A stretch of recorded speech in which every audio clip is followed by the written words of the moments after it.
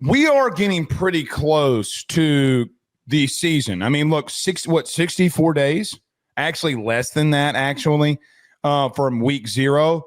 If I'm not mistaken. I think it's 60. I think we're actually under 60 right now. Well, for week 0, but week 1, I think is 64 days or something like that. But regardless of that, Joe, as we are around 2 months away from the season kicking off here, what are the most 2 defining games this season? Like, so before the season, if you knew the outcomes already of these 2 games, you have a pretty good feel of how things are shaking up. What are the 2, or we can start off with your first one, but what are the 1 or 2 games that you feel like if I knew the outcome right now, I knew how this season would be defined? So the inspiration for this was Joel Klatt put out his 10 games to shape the 2025 season. We both agreed that there were some missing key pieces for this. He highlighted some big games like LSU versus Clemson was one of them. Ohio State, Michigan is always the incredibly easy one to talk about. Texas, Ohio State is going to have huge implications. But you and I texted about the one game that I think is ultimately the most important. I actually ended up writing down 4, but the one that has to be brought up that Joel missed on his top 10 list, November 15th, Texas at Georgia. I think for both of these squads, there's 2 completely different paths, and the timing of it is so impactful for their national championship runs. I think that as much as we can talk about a lot of these early season games, which his list was pretty heavy with them, everyone who knows college football and in the current version of it, where you can have a mulligan, you can go on to a conference championship game, you can then go on a run in the playoff, having late season momentum as your roster is maybe just getting back healthy is so important to winning a national title. Ohio State captured that momentum after they lost to Michigan at the very start of the playoff.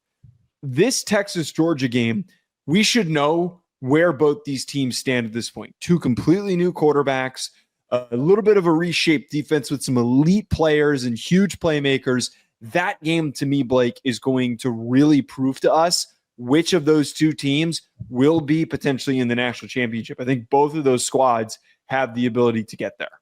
Yeah, so listen, I do think, if I'm not mistaken, he was – I don't know if he put them in order, but he certainly – They were ordered. Well, it was by the week, was it not? Oh, you're right. Yeah. It was by the week. We did, yeah. See, I wouldn't want to come out here and say Ohio State, Texas in week 1 is a massive one, but here's the problem that I have with that in some regard. Because you play your conference, you're inside your conference – I don't know how much those games necessarily matter because I think you still got to dictate through your conference. For example, and again, hypothetically, if Texas loses or Ohio State loses, they still have massive games inside their conference that they can win to be able to get to a playoff. I agree with you, and my number 1 is Texas versus Georgia. That was not on that list. But I think it sets up for the SEC where's their champion going to be? Is there someone that comes out of the blue? I do think that we believe that Texas defensively may be the best defense in the country, and that might be the defining game for them. Joe, they went over 2 against them last year. Now they got to go into Sanford Stadium with a first-time starting quarterback in Arch Manning. He's going to be almost 2/3 through the season before that happens. I do think I agree with you that Georgia-Texas could be the biggest game in reference to that. Now, being off of his list in that, I got to be honest with you, though. Georgia and Texas's schedules and weeks, along with Penn State and them going up against Oregon and Ohio State, for me, pick one.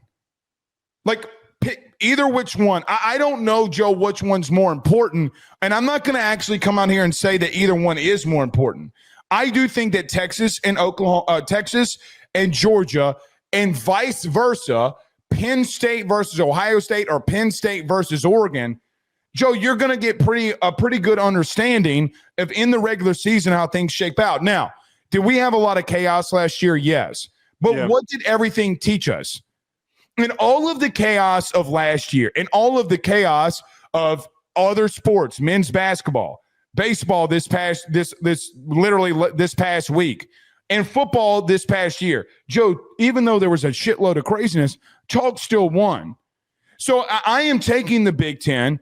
I am taking the SEC in the two premier games that will be in the season, and I should say three, but the three that will define the season of who the champion more than likely could be in the season. Joe, I'm not going to rank them, but I do think Georgia and Texas being off of that list by Joel was massively wrong. But I also think that Penn State kind of carries a little bit more weight in. Joe, what did they do against Oregon and Ohio State?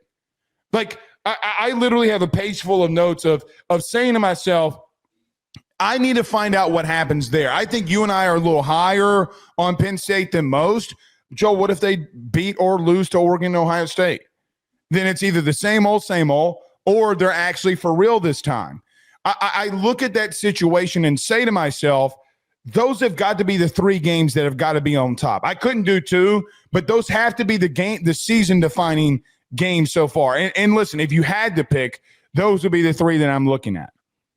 I agree that the Penn State games have to be brought up. Those two Penn State games, Penn State's schedule, as we already did their preview, it's extremely favorable. There's a really clean path for them to go 10-2 if they lose both those ball games. But we're going to be having the conversation: are they a legitimate threat if they're 10-2 and the only two tough matchups they have, they end up dropping them? They just can't do that. They can't lose to Oregon at home, and they need to find a way to muster out a win on the road against Ohio State. If they go 11-1, it's still a tremendous season. They can still go on and win the Big Ten and so forth.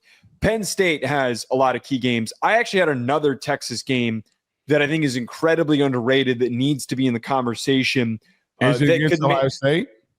It's not actually the Ohio State game. I think that game is going to be important, but I think that I feel pretty confident that I think Texas wins that ball game. I actually think what could be the biggest wild card for affecting the season is October 4th, Texas at Florida, going into the Swamp.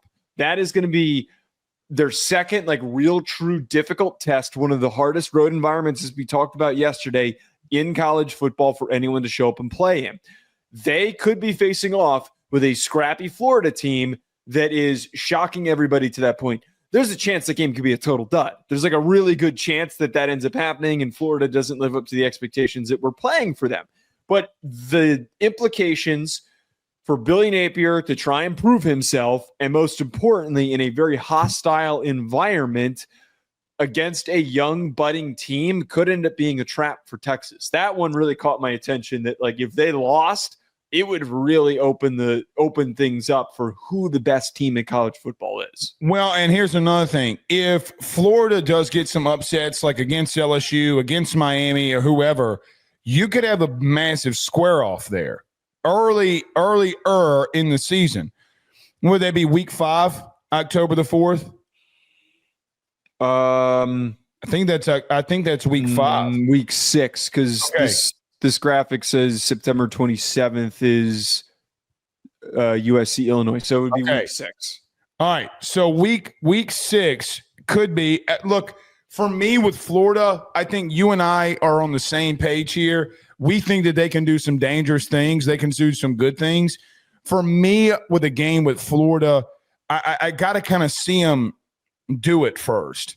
I don't know if I can say it's a season-defining game in reference to them. Now, I'm going to throw one at you that is still in the SEC that it's kind of a hot take, but I kind of want to throw it out there, but it does revolve around Georgia. Ole Miss. Joe, I don't know what to make of Ole Miss at the current moment. Is Austin Simmons who we think he could be? Because if he is, and they're able to run the football a little bit better than they did a year ago, they don't have the injuries that they did at wide receiver. Joe, is this kid actually is he going to be better than what some believe that he's better than Jackson Dart? I don't know. Lane Kiffin has always had seasons where they fail maybe to some expectations and they respond with 10 wins. I don't know. I don't know if Ole Miss is in a little bit of a playoff sleeper here. I mean, Joe, they got to 10 wins 2 seasons ago. They got to 10 wins again this season. I know the 10th win was in a bowl game. They just keep rolling out 10 wins. And I do wonder if that game against Ole Miss in Georgia, even though it's in Sanford again, that's not really a defining, and I don't want to say cancellation or an out for Ole Miss. But if they beat them again, which I don't think that they will, but I still think the hype for that game will be so massive that you get in a situation you have a playoff eliminator potentially for Ole Miss in that current situation. Because, look, I don't know if Ole Miss can – Ole Miss can beat LSU.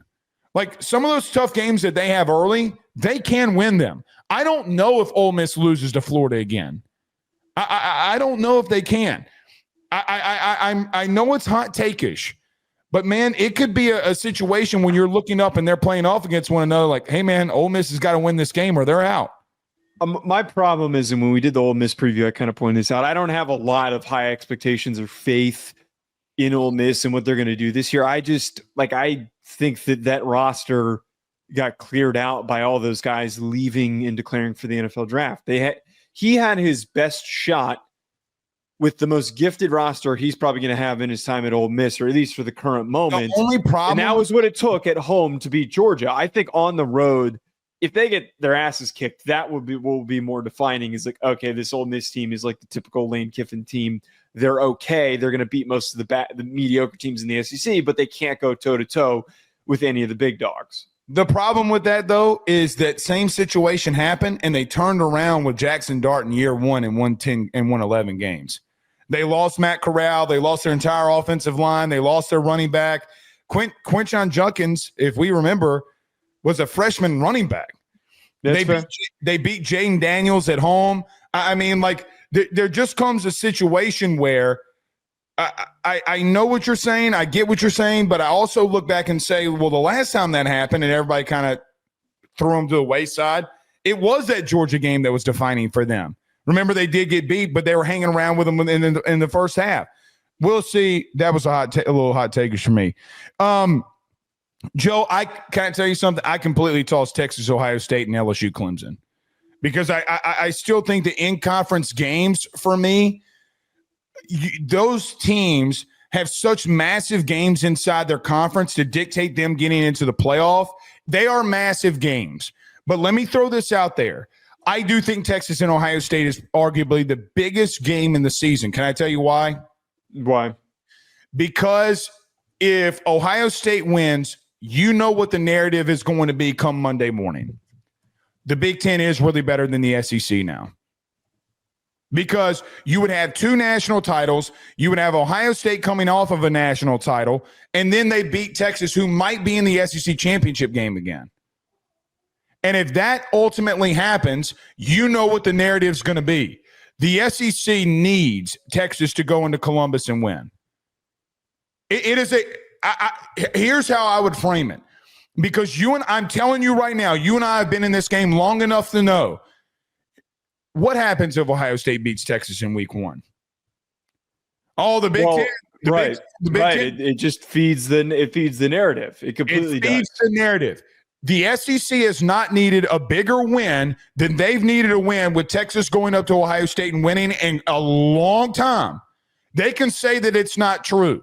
But if Texas goes into Ohio State and wins, let's say that they go 10-2 throughout the season, meaning Texas does. Ohio State, and you're getting a conference equalizer in some regards. Who was better? I think because of how you're placing seeding in the playoff, Texas goes up there and wins, then what? Right. I think that overall, this one has to top the list of like the most important games for what you're talking about, where the battle is still close. We both understand, and I think everybody understands that the SEC and the Big Ten are still the top 2 conferences. I don't think that there's a separation between the 2 of them. But if Texas loses this game, there is not another shot until really the end of the season, until the college football playoff happens, to prove if the SEC can actually win a national title and to prove everybody wrong, because that's how the SEC is pitting themselves right now. It's them against everybody because everybody's doubting them.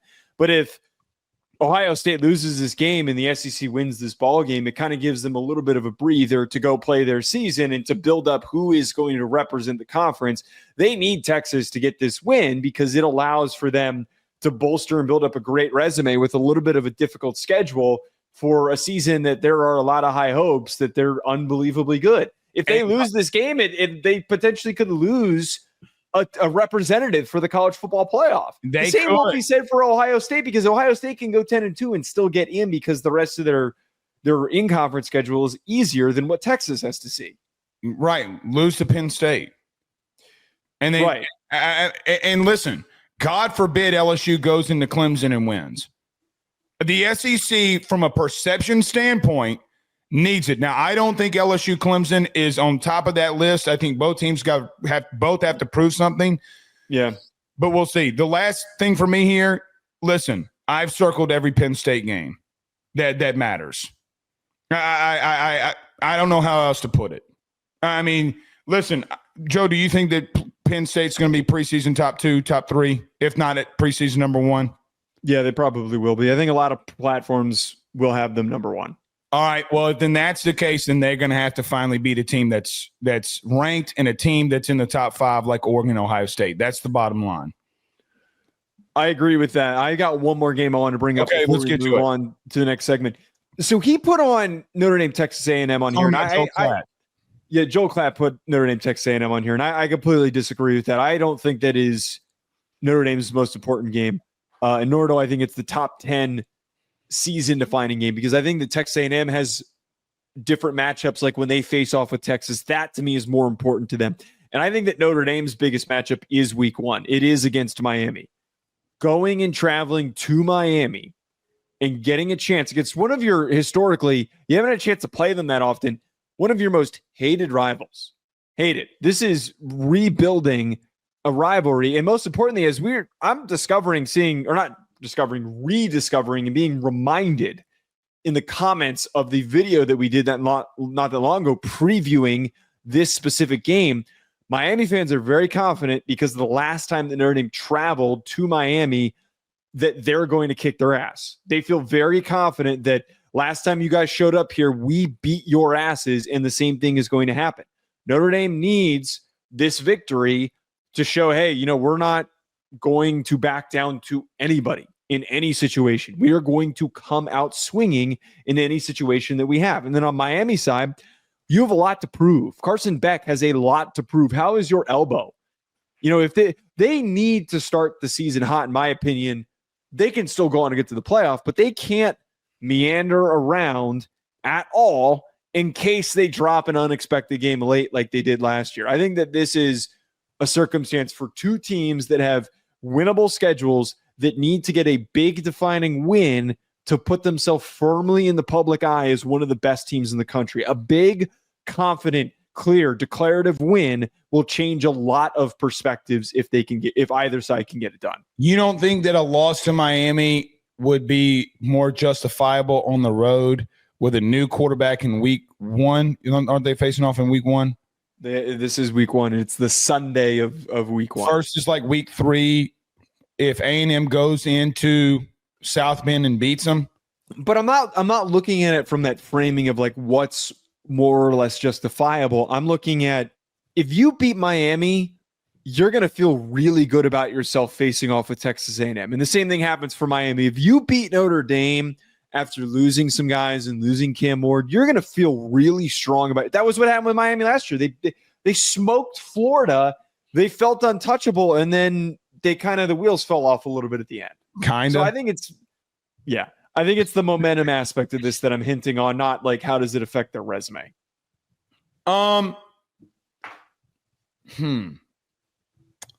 That's interesting. I don't know how to really, I didn't even think about either one of those games as season defining, because the truth is, from an A&M perspective, I don't know if I look at an A&M win or loss saying it's defining the season right now. Now, Miami, I think to your point, Joe, everybody's penciling in Clemson of winning the ACC. And I don't know if they should do that. I legitimately don't, I don't know if they still got to learn how to stop the run. I mean, like, everybody's putting Clemson on the top pedestal. Now, can Clemson be the team that everybody thinks they can be? Maybe. I don't know.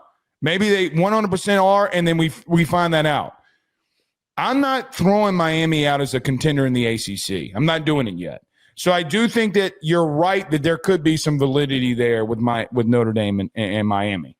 Because you get a big out-of-conference win against Notre Dame, then that carries a lot of weight.